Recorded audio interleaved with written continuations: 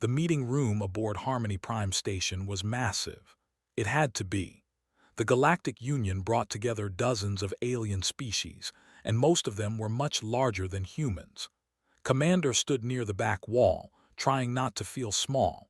His uniform was crisp and clean, but he felt out of place among the towering reptilian and the chittering delegates. Earth had joined the Galactic Union only 6 months ago. It was supposed to be humanity's great achievement, proof that humans belonged among the stars. But standing here, surrounded by aliens who looked at him like he was a child playing dress-up, wondered if they had made a mistake. The human delegation will participate in today's tactical exercise, announced General, whose scales were deep purple with age.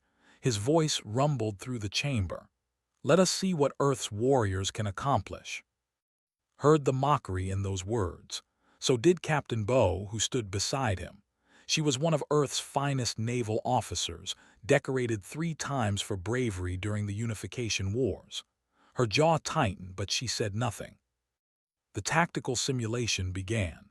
It was a standard military scenario: defend a colony from a surprise attack. Human officers took their positions at the control consoles alongside alien commanders, coordinated the defense, calling out orders in clear, precise language. His team responded perfectly. Then things started going wrong. The simulation data began glitching. Ships appeared in wrong positions. Defense grids failed without warning. Tactical display showed enemy forces that weren't really there. His carefully planned defense collapsed into chaos. Laughter erupted from the alien observers. They clicked their mandibles in amusement. Even the normally dignified generals were smirking. Perhaps humans need more practice, said loudly. Or perhaps they simply lack the capacity for real warfare. His hands clenched into fists. He knew what had happened. Someone had sabotaged their console, but he had no proof, and complaining would only make things worse. He forced himself to stay calm and finish the simulation with as much dignity as he could manage. After the exercise, Bo pulled him aside in the corridor. Her dark eyes were furious. They rigged it, she hissed. I saw the code errors. That wasn't our failure. I know, replied quietly. But what can we do? We're the new species. We have no power here. As if to prove his point, 3 soldiers came down the corridor, their multiple legs clattering on the metal floor. They didn't slow down or move aside. Instead, they walked straight into the group of junior human officers, physically shoving them against the wall. Bo stepped forward immediately. That was completely unnecessary and disrespectful. The lead, whose rank markings identified him as a captain, tilted its triangular head. Disrespectful. You are too fragile for military corridors. Perhaps you should request softer assignments. We have every right to be here, Bo said firmly. Rights? They made a clicking sound that might have been laughter. Humans are weak, slow. You die from the smallest injuries. You cannot even breathe in most atmospheres without assistance. The Union admitted you out of pity, not respect. Know your place. They walked away, leaving Bo trembling with rage. Put a hand on her shoulder. Save it, he said quietly. We'll prove them wrong eventually. But the rest of the conference only got worse. During tactical discussions, human suggestions were ignored or dismissed. When proposed an innovative flanking strategy based on Earth's military history, an admiral interrupted him. Human warfare is primitive, the admiral said.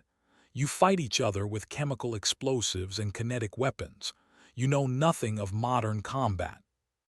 We've been at war for thousands of years, tried to explain. We've learned. Exactly, the admiral cut him off.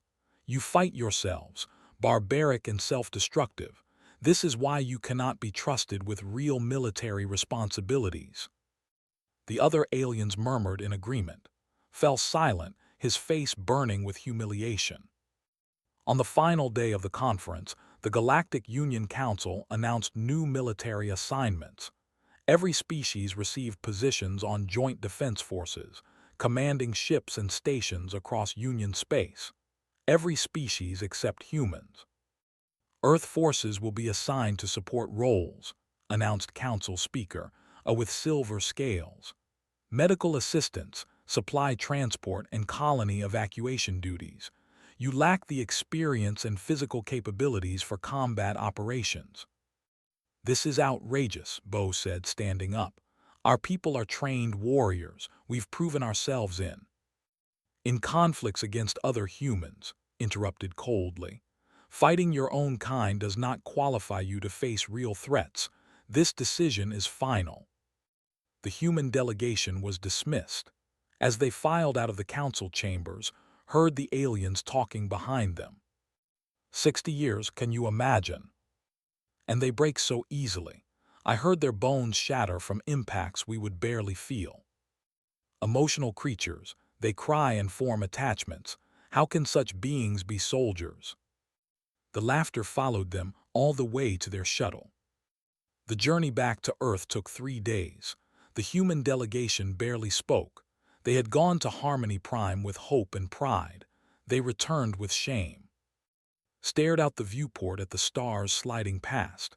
He had fought in the Siberian Campaign, one of the bloodiest battles of the Unification Wars. He had held a line against impossible odds. He had watched friends die and kept fighting anyway. He was a soldier, a real one, forged in actual combat. But to the Galactic Union he was nothing, a weak, fragile creature from a backward planet, not worth respect, not worth trust. They'll regret this, Bo said softly, sitting down beside him.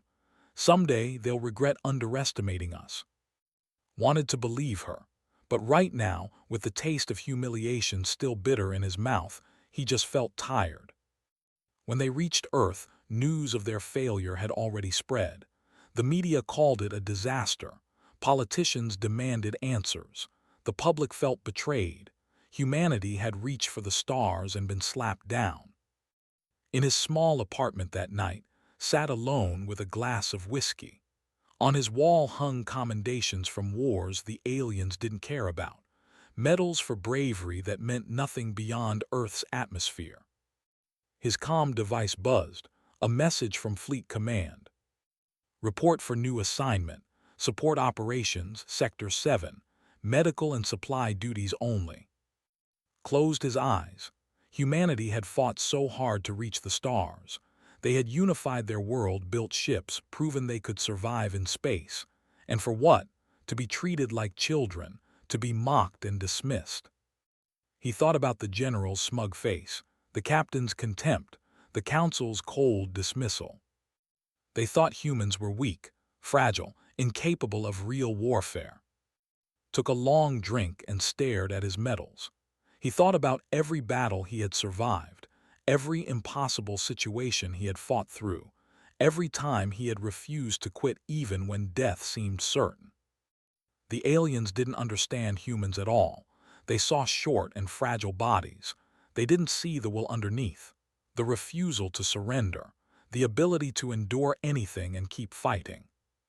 Someday, thought, they would learn. Someday the galaxy would see what humans were really capable of. He just hoped he would live to see it. 3 months passed slowly. Commanded a medical supply ship, ferrying equipment between Union stations. It was honest work, but it burned. Every day, he watched real warships jump to combat zones while his ship carried bandages and antibiotics to colonies that never saw fighting. Bo had it worse. Her naval experience meant nothing here. She transported civilian evacuees from overcrowded stations, basically running a space bus. Her messages to were filled with barely controlled frustration. Then everything changed. The Horde appeared without warning at the edge of Union space. They weren't like anything the Union had faced before. Most threats to the galactic peace were organized, rational enemies who followed rules of warfare. The followed no rules. They hit 3 border colonies in one day. Their ships swarmed like insects, attacking from every direction at once. They fought with suicidal aggression, ramming Union vessels when their weapons ran dry. Within 48 hours, 2 colonies were completely destroyed. The Union mobilized its fleets. Battleships and carriers rushed to intercept. They were confident. The Union military had never lost a major engagement. The Battle of Threshold 9 shattered that confidence. 5,000 Union ships faced roughly 3,000 raiders. The numbers favored the Union heavily. Their commanders followed standard doctrine: establish a defensive perimeter, concentrate firepower, eliminate enemy vessels systematically. They ignored all logic. They split into dozens of small groups, attacking from random angles. When Union ships turned to face them, other groups attacked from behind. They used asteroids for cover, then burst out at close range where the big Union guns couldn't track fast enough. They targeted command ships specifically, somehow identifying them despite heavy electronic countermeasures. The admiral commanding the defense tried to adapt, but his forces were trained for conventional warfare. When he tightened the formation, they found gaps. When he spread out to cover more space, they concentrated fire and destroyed isolated ships. In 6 hours, the Union lost 800 vessels. The lost maybe 400, but they didn't seem to care about casualties. They just kept coming, wave after wave, like they were throwing bodies at a wall until it broke. The admiral retreated. It was the first time in 2 centuries that a Union fleet had withdrawn from battle. Panic spread through Union space. If Threshold 9 could fall, anywhere could fall. They weren't just raiders. They were an existential threat. 4 days later, received new orders. He read them twice, not quite believing what he was seeing. All human vessels, report to Threshold 7 for humanitarian assistance, medical support, evacuation logistics, and supply distribution. Priority Alpha. They were being called to an active combat zone, not to fight, of course, just to help clean up the mess. Ball messaged him immediately. "Did you see?" "I saw," replied. "What do you think?" "I think they're desperate. The Great Galactic Union can't handle so now they need our medical supplies." Her voice dripped with bitterness. "We're good enough to die helping them, just not good enough to actually fight." Couldn't argue with that, but orders were orders. Threshold 7 was chaos when they arrived. The orbital station was damaged, trailing atmosphere from a dozen breaches. Debris from destroyed ships filled nearby space. Evacuation shuttles scrambled in every direction, overloaded with refugees. The commander, General, barely acknowledged the human arrivals. He pointed to a cleared area near the station's medical wing. "Set up your aid stations there. Stay out of the way. They could return at any moment and we cannot spare resources protecting you." "Understood," said evenly. He gathered the 40 humans under his command. Most were medical personnel, but a dozen were combat veterans like him, repurposed for support roles after the humiliation at Harmony Prime. Among them was Colonel Jin, a man whose face told stories of old battles. Burn scars covered half his neck and jaw. He had fought in the Tokyo siege, where urban combat had raged for 3 months. He looked around at the damaged station and smiled grimly. "Reminds me of home," Jin said. Also present was Lieutenant, a quiet man with steady hands and sharp eyes. He had been a sniper during the Amazon conflict.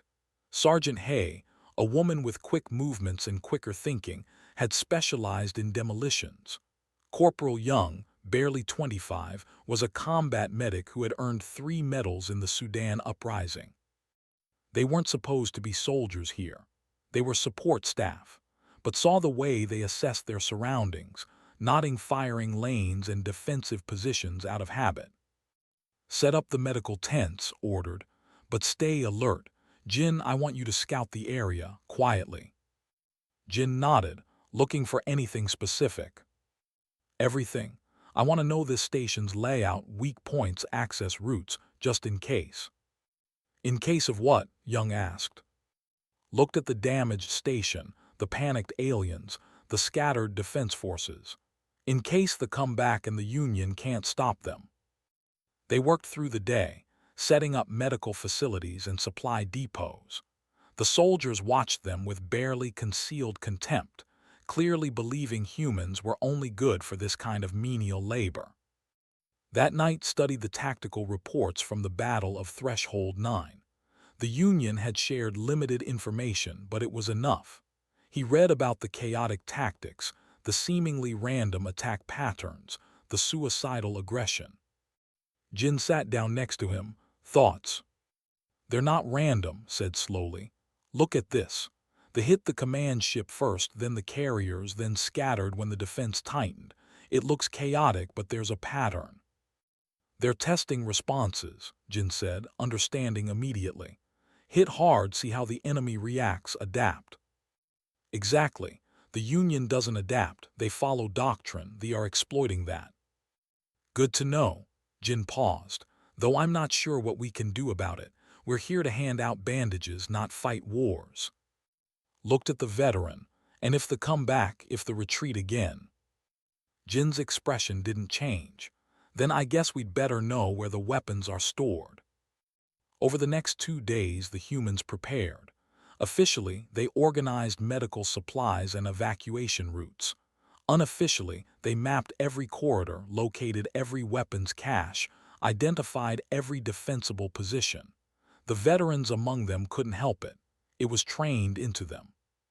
Found a high vantage point overlooking the main approach to the station.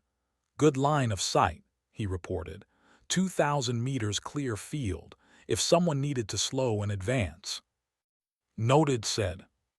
Hay inspected the station's damaged sections. These breaches could be turned into choke points, she observed casually. A few well-placed charges, you could channel attackers into kill zones. Noted, said again. Young organized the medical supplies with military precision, but she also cataloged combat stimulants, emergency blood supplies, and trauma equipment, just in case. On the 3rd day, alarms blared across Threshold 7. The head returned. Watched from the medical bay as Union ships scrambled to intercept. There were fewer defenders this time.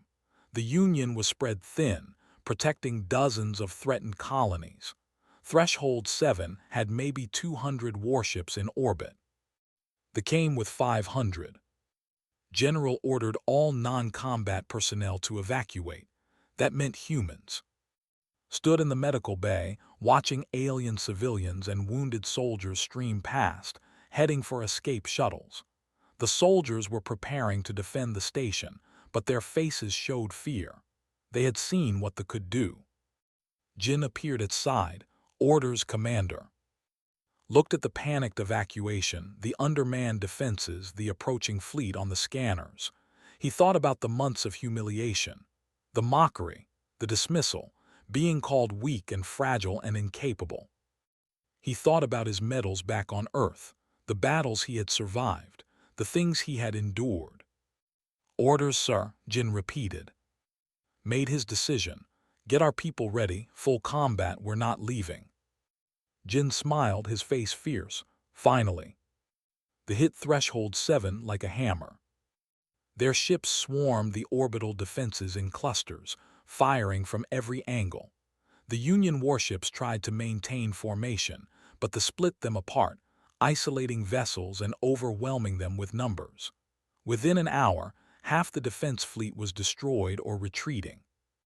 On the station, General barked orders to his ground forces. Soldiers took positions at major access points, setting up heavy weapons and shields. Troops secured the command center. Everyone expected the station to be breached. It was only a question of when.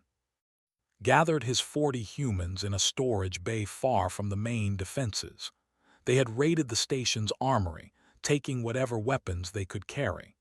The equipment was designed for larger aliens, but humans were good at improvising. Listen up, said, his voice calm. They are defending the command center and main corridors. That's standard doctrine. Hold the important areas, force the enemy to come through killing zones. It won't work, Jin said flatly. They don't care about casualties. They'll just keep coming until they break through. Exactly. Pulled up a holographic map of the station. So we're not defending the main corridors. We're going to do what the Union doesn't understand. We're going to make the bleed for every meter. He pointed to secondary corridors, damaged sections, maintenance tunnels. You're taking positions in the upper sections. High ground, long sight lines. I want you picking off their commanders if you can identify them. Nodded, slinging a long-range weapon over his shoulder. I'll need a spotter. Take Corporal Min. Looked at the young woman, who nodded eagerly. Hey, you're on demo work. I want the damaged sections rigged. Not to kill, but to slow them down, funnel them where we want them. Hay grinned. Trap the whole sector, got it. Young, you're running mobile medical. Keep our people alive. Use the maintenance tunnels to move around. What about the rest of us? Asked Private Sun, a stocky man who had fought in the Arctic campaigns. Ambush teams, 2 or 3 per group. We hit them from angles they don't expect, then fade back. We make them paranoid. We make them waste resources hunting us. We make them afraid to advance. 40 of us against thousands, someone muttered. Jin laughed, a harsh sound. You think that's bad odds? I held a factory in Tokyo for 3 days with 12 people against 200. We're practically overstaffed for this. The humans dispersed into the station like ghosts. They knew they would consider them cowards for abandoning the main defenses. But humans hadn't survived countless wars by following doctrine. They survived by being unpredictable. They breached the station 2 hours later. They came through the northern airlocks in waves, hundreds of them, carrying crude but effective weapons. They were bipedal but hunched, with armored carapaces and multiple arms. They made clicking, screeching sounds as they advanced. Generals' forces opened fire from prepared positions. Heavy weapons tore into the front lines. Dozens fell, but they kept coming, stepping over their own dead without hesitation. They held for 20 minutes before the first position collapsed. They simply threw bodies at it until the defenders ran out of ammunition or were overwhelmed by sheer numbers. Ordered a fighting retreat to secondary positions. They poured into the station's main corridors, confident and aggressive. They had learned that Union forces would retreat, regroup, retreat again. It was predictable. Then fired his first shot. A commander, distinguished by more elaborate armor, was directing forces through a junction. From a perch 800 meters away, in a section the thought was empty, shot took the commander's head off cleanly. The group stopped, confused. Where had that come from? They scanned the area but saw nothing. The humans were already repositioning. 60 seconds later, fired again from a completely different location. Another commander fell. They began to slow down, looking around nervously. That wasn't supposed to happen. Enemies didn't shoot from places that were supposed to be empty. In the damaged eastern section, haze traps began activating. A squad rushed through a corridor, and the floor beneath them exploded. Not a killing blast, just enough to collapse the deck and send them tumbling into a lower level where an ambush team was waiting. The humans opened fire at close range, dropped half the disoriented, then retreated through maintenance tunnels before reinforcements could arrive. Another group tried to use a shortcut through a storage area. They triggered a wire trap that brought down a suspended cargo container, blocking the passage. While they tried to clear it, Jin's team hit them from both sides, then vanished before they could respond. They started taking casualties from directions that made no sense. Humans appeared, struck hard, and disappeared. They used terrain they didn't know existed. They fought in areas with damaged life support where the atmosphere was thin and cold, conditions that would slow any normal soldier. But humans weren't normal soldiers. Humans had evolved on a death world where they competed with predators, survived ice ages, and learned to endure pain that would kill most species. A little cold and thin air. They had been through worse. Young moved through the chaos like a ghost, reaching wounded humans through routes they couldn't follow. She stabilized Sun after he took a hit, injected him with combat drugs, and had him back in the fight in 10 minutes. They would have retreated to heal. Humans just kept fighting. General watched the tactical displays in growing confusion. The advance was slowing. They were taking casualties from sectors that were supposed to be empty. His own forces were holding, not because they were winning, but because the enemy was being harassed from all sides. "What is happening?" he demanded. His aide checked the reports. "Sir, it appears to be the humans. They're engaging in the secondary sections." "Impossible. I ordered them to evacuate. They have no weapons, no training for this kind of combat." "Nevertheless, sir, the reports are confirmed. Human forces are conducting guerrilla operations throughout the eastern and northern sectors." Pulled up video feeds. He saw humans moving through damaged corridors in small teams, setting ambushes, using weapons they shouldn't have, fighting in conditions that should have been impossible. They were using tactics the Union had never seen, fighting in ways that made no sense. They weren't holding territory. They were making the pay for taking it. A commander, frustrated by the harassment, led a large force to hunt down the human attackers. They tracked one group to an old cargo bay. 300 surrounded the area. Only 6 humans were inside.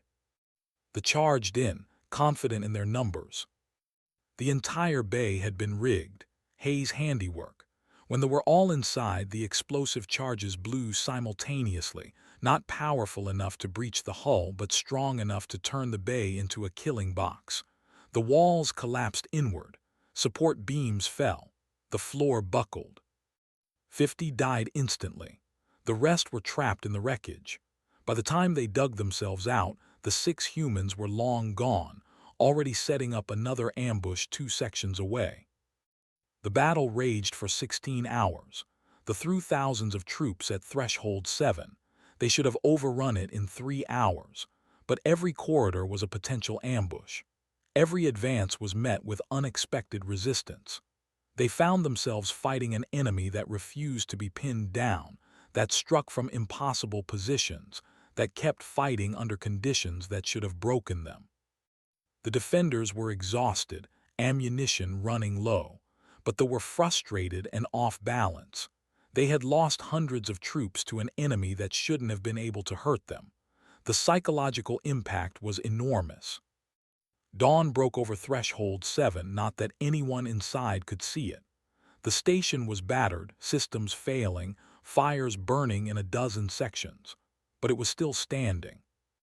Not because they were defeated, but because they couldn't sustain the casualty rate. For the first time in this war, they had encountered an enemy that cost more than it was worth to destroy. General walked through the damaged corridors in a daze. He found and his team resting in a junction, covered in grime and blood, but still armed, still ready. "You disobeyed my orders," said slowly. "Yes, sir," replied. "We did." "You could have evacuated safely." "Yes, sir." Looked at the 40 humans. They were battered, exhausted, some wounded. But they were alive, and they had fought off an enemy that had terrified the entire Union. "How many did you kill?" asked. Jin checked his data pad. "We estimate between 400 and 600 in our sectors, sir. Maybe more. Hard to get exact counts." 40 of you against thousands." "Yes, sir." Was silent for a long moment. Then he did something that shocked everyone present. The general, who had dismissed humans as weak and fragile, bowed deeply. "I was wrong about your species," he said. "I was very wrong." News of Threshold 7 spread through the Galactic Union like wildfire. At first, many didn't believe it. 40 humans holding off thousands of impossible must be propaganda or exaggeration. Then the video footage emerged. Security cameras had captured everything. Humans moving through damaged sections where other species couldn't survive. Humans setting traps and ambushes using tactics the Union had never seen. Humans fighting for 16 straight hours without breaking. The footage went viral. Every species in the Union watched it. The reaction was mixed. Some were impressed, others were disturbed, but no one was laughing anymore. They called humans the unkillable ones and began avoiding sectors where human forces were present. That fear alone was worth more than any number of ships. Earth's government saw an opportunity. They contacted the Union Council with a proposal. The Ghost Regiment, 500 veterans from Earth's bloodiest conflicts, warriors who had survived the worst humanity could throw at itself. They would deploy to the war zones and show the galaxy what humans could really do. The Union Council accepted. They were desperate. They were winning, and conventional tactics weren't working. Maybe the humans had something to teach them. General Na arrived at Outpost 3 weeks later. She was a small woman with ice in her eyes and steel in her spine. She had earned her rank fighting in the Siberian wastes, where temperatures could drop to -70, and the enemy was just as likely to be the weather as hostile forces. She had learned to survive in hell. Compared to Siberia, space was comfortable. Her Ghost Regiment arrived on 12 transport ships. The Union admiral in charge, unnamed, greeted them with barely concealed contempt. "You will be assigned to secondary defense duties," announced. "Patrol routes, supply security, civilian evacuation support." None nodded politely. "Understood, Admiral." Seemed surprised by her compliance. "You have no objections?" "No, sir, we're here to serve." "Good. Report to Logistics Commander for assignment details." Nud took her people to their assigned quarters. They were cramped, located in the oldest section of the station, far from critical areas. More insults disguised as practicality. Once alone, Nud gathered her command staff. Among them was Colonel Jin, promoted after Threshold 7. Also present were Bo and several other veterans from that battle. Their success had earned them places in the Ghost Regiment. "Thoughts?" Na asked. "They're putting us in a box," Bo said. "Keep us where we can't embarrass them or prove them wrong." "Good," Na replied. "Let them think we're contained." She pulled up a star map of the sector. "While we run their patrols, we gather intelligence. They are hitting Union forces hard because they're predictable, but we're not here to be predictable." "What are we here for?" asked. Na smiled. It wasn't a warm expression. "We're here to win a war." Over the following weeks, the Ghost Regiment ran their assigned patrols. They were professional, efficient, and seemingly content with their boring duties. Admiral stopped paying attention to them. The humans were doing their job and staying out of the way. Perfect. What didn't know was that every patrol gathered intelligence.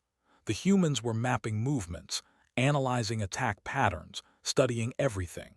Jin used his combat experience to spot patterns the Union computers missed. Bo correlated naval engagement data and found inconsistencies. Observed from high positions and noticed things forces overlooked. After 2 months, Na called a meeting. Her command staff assembled in a shielded room where the Union couldn't eavesdrop. "They aren't just raiders," Na announced. "They're searching for something." She displayed movement patterns on a holographic map. "Look at their targets. They hit colonies, stations, outposts, but they don't just destroy and leave. They search through data archives. They scan for specific signals. They're hunting." "Hunting what?" Jin asked. "Old Union weapons caches," Bo said, understanding suddenly. During the expansion era, the Union stored military equipment on remote worlds, emergency stockpiles in case of invasion. Most were forgotten as the Union became more centralized. "Exactly," Na confirmed. "The somehow learned about these caches.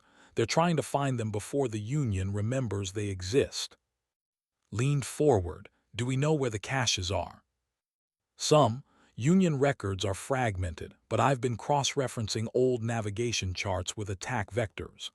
Na highlighted several systems. "This is Cache Theta 7, ancient weapons depot, forgotten for 2 centuries. Based on movements, they'll find it within a week." "Do we tell Admiral?" someone asked. "No," Na said flatly. "The Union will send a fleet, use standard tactics, and lose.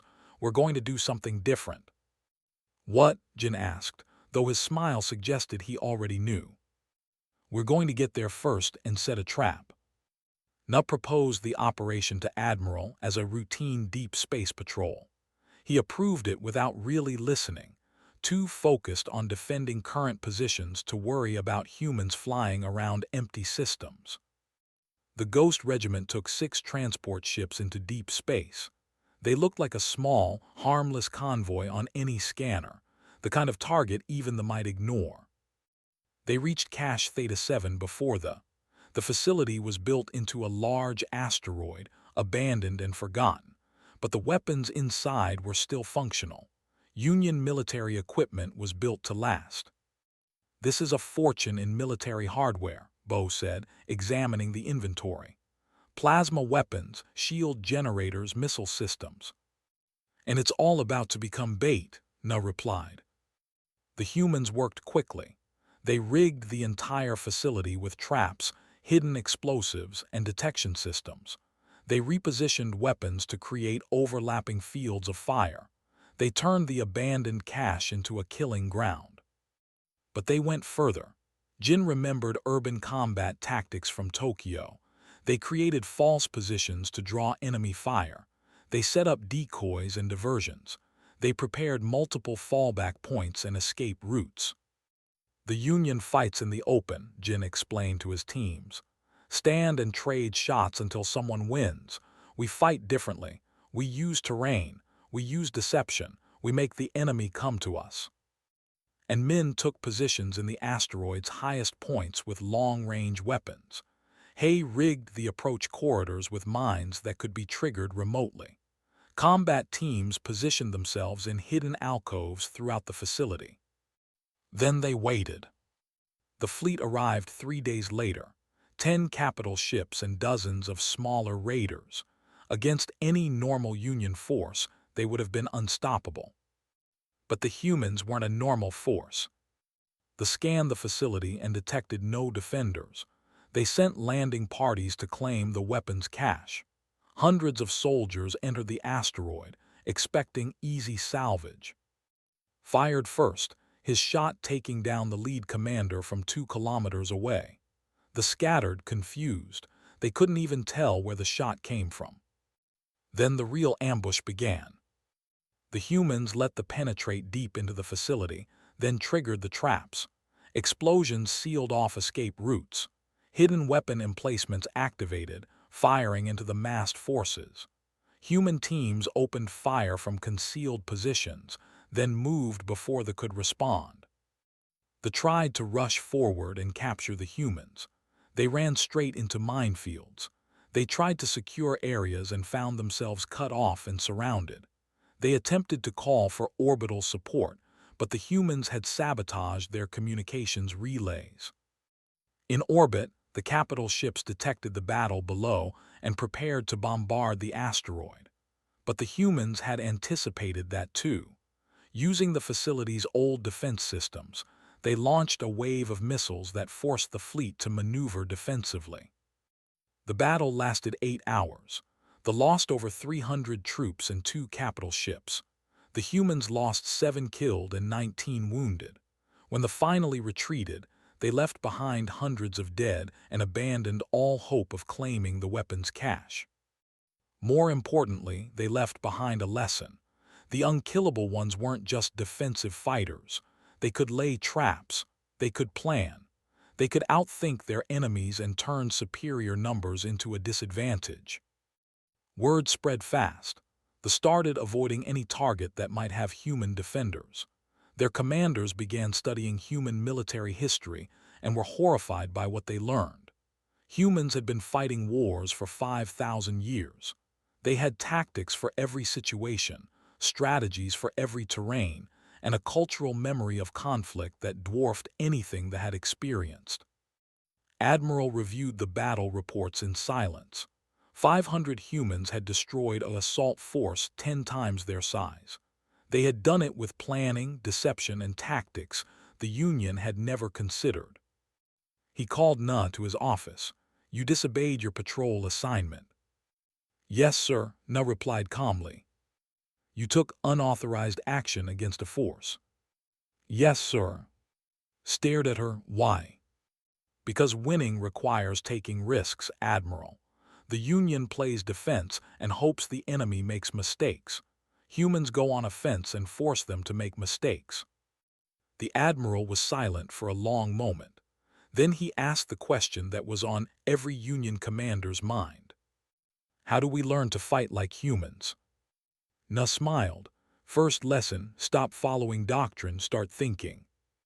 The Union's attitude toward humanity changed overnight. Suddenly, human tactical advisors were requested on every front. Union commanders who had mocked humans 6 months ago now studied Earth's military history with obsessive fascination. What they found disturbed them deeply. The Second World War alone had killed over 60 million humans. The Vietnam conflict had lasted 20 years. Earth's unification wars had raged for 3 decades across every continent. Humans had been at war with themselves for their entire recorded history. The tactics that Union species considered creative or unconventional were standard practice for humans: guerrilla warfare, ambush tactics, psychological operations. Humans had entire universities dedicated to studying warfare. They had philosophers who wrote about strategy. They had cultural traditions built around military service. For species that evolved in less hostile environments, it was terrifying. Humans weren't just willing to fight, they were designed for it. Their whole civilization was built on lessons learned from endless conflict. The Galactic Union Council issued a formal apology to Earth and offered humanity full military integration. Human commanders would be given equal rank and authority. Human forces would be deployed as troops, not support staff. Earth's government accepted on one condition: humans would fight their way, not the Union way. The Council agreed. They were desperate enough to try anything. Over the next 4 months, human forces deployed across Union space. Thousands of veterans from Earth's various conflicts joined the fight. They brought with them tactics and strategies that seemed insane to other species but worked. They learned to fear human forces. Where they once attacked aggressively, they now hesitated.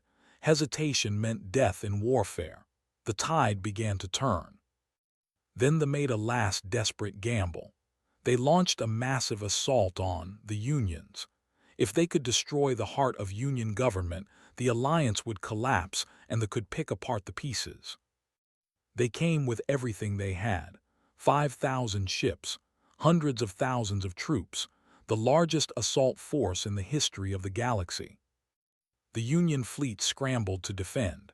They had numbers, but they had momentum and desperation. The battle in orbit was brutal. Ships exploded by the dozens. Both sides took catastrophic losses. On the ground, they broke through. They landed troops on itself and began pushing toward the capital city. The defenders fought hard, but they were trained for defensive positions and clear battle lines. They gave them neither. That's when, now promoted to admiral, took command of the ground defense. He had 10,000 human troops, the largest concentration of Earth forces ever assembled in one place.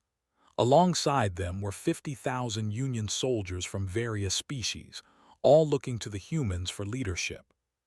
"We're not holding the perimeter," announced to his commanders. "They expect that.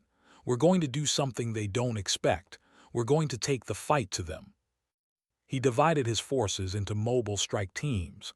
No fixed positions, no defensive lines, just constant movement and aggression. They advanced toward the capital, expecting to meet resistance at fortified points. Instead, human teams hit them from every direction. Small groups using buildings for cover, striking hard and fatting away. Snipers like picking off commanders from impossible distances. Demo experts like Hay turning entire city blocks into ambush zones. General Na commanded from a mobile command post, constantly repositioning. She didn't try to hold territory. She focused on inflicting maximum casualties and disrupting formations. They want a conventional battle, she explained to confused Union officers, so we give them chaos instead. Jin led assault teams through the ruins of suburban districts, using rubble and collapsed buildings as cover. His people moved like ghosts, appearing where they thought they were safe, disappearing before reinforcements could arrive. Bo coordinated air support, using human pilots who flew with an aggression that shocked Union forces.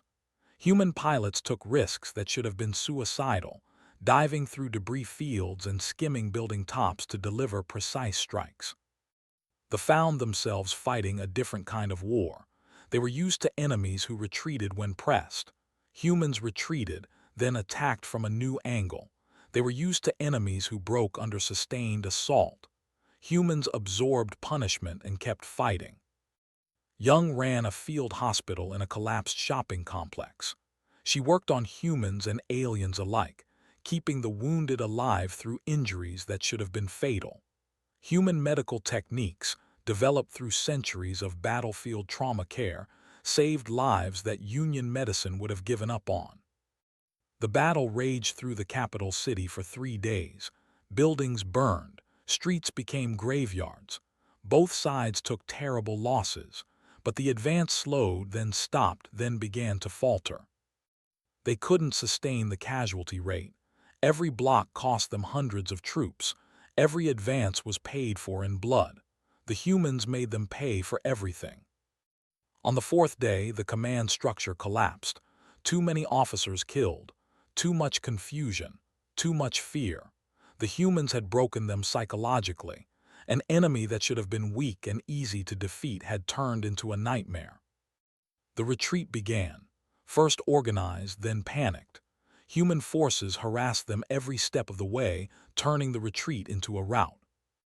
When the last ship jumped away from the capital was in ruins, but it was still standing. The Union had survived. The cost was enormous. 20,000 Union troops killed, 3,000 humans dead, thousands more wounded, but they had won. In the aftermath, General, the who had humiliated at Harmony Prime, approached the human admiral. His armor was scorched, his scales marked with wounds. He had fought on the front lines alongside human troops. "I owe you an apology," said formally, "and an explanation." Waited. "When I first met your species, I saw short and fragile bodies. I thought those made you weak. I was blind," gestured at the ruined city around them. "Your people fight with a ferocity we cannot match because you understand something we forgot. Life is precious because it is brief. You don't take survival for granted because you evolved on a world that tried to kill you." "We're not special," said quietly. "We're just survivors." "That makes you the most dangerous warriors in the galaxy," performed a deep bow, the gesture of ultimate respect. "We called you weak. We were fools. You are the most terrifying species I have ever encountered, not because you are strong, but because you refuse to accept that you are not." Looked at the general. "We tried to tell you, humans don't quit, we never learned how." The Galactic Union offered humanity a permanent seat on the High Council, full membership with equal voting rights. Earth would be one of the founding species of a new union, rebuilt with lessons learned from the war. But more than political power, humanity had earned something more valuable: respect. Union military academies began teaching human warfare strategies. Young officers from dozens of species studied the battles of Threshold 7 and they learned about guerrilla tactics and adaptive warfare. They studied human military philosophers like Sun and the Horde was broken. Some groups remained, but they avoided human-protected space entirely. The legend of the unkillable ones became fact. Stood in his quarters on the flagship, looking at his old medals from Earth's wars. They seemed like relics from another life. He had new commendations now, from alien governments grateful for human sacrifice. Bo visited him. She wore an admiral's insignia too. They had both come a long way from the humiliation at Harmony Prime. "Do you think they finally understand us?" Bo asked. Considered the question. "They understand what we can do, whether they understand why," he shrugged. "Does it matter? We proved ourselves." "We proved we can fight," Bo corrected. "That's not the same as being understood." "Maybe not, but it's enough." Looked out at the stars. "Humanity has a place out here now, a real place. That's what matters." Far below, on Earth, parades celebrated returning veterans. The planet that had once felt small and confined now saw itself as part of something larger. Humanity had reached for the stars and been slapped down, but humans didn't stay down. They got back up, dusted themselves off, and proved they belonged. In military academies across Union space, instructors taught young cadets the first rule of human warfare. Humans don't fight to win quickly. They fight until they win. There's a difference. The second rule was simpler. Never underestimate a species that survived by refusing to die. And the third rule, whispered in barracks and training grounds, spoken with equal parts respect and fear. If you must fight humans, make sure you can afford to lose, because they will make you pay for every centimeter. The galaxy had learned its lesson. Humanity wasn't physically stronger or naturally tougher than other species. But humans had something that couldn't be measured in muscle or armor. They had survived their own world by refusing to quit, by adapting to any environment, by enduring any hardship. That made them the most dangerous warriors in the galaxy. Not because they couldn't be defeated, but because they would never, ever surrender. They would fight until their last breath, extract a terrible price from any enemy, and teach their children to do the same. The Galactic Union had mocked humanity as weak. They learned the truth too late. The weakest-looking species was the one you should fear most, because humans knew they were fragile, knew they could die easily, and fought anyway. That was true strength, and the galaxy would never forget it.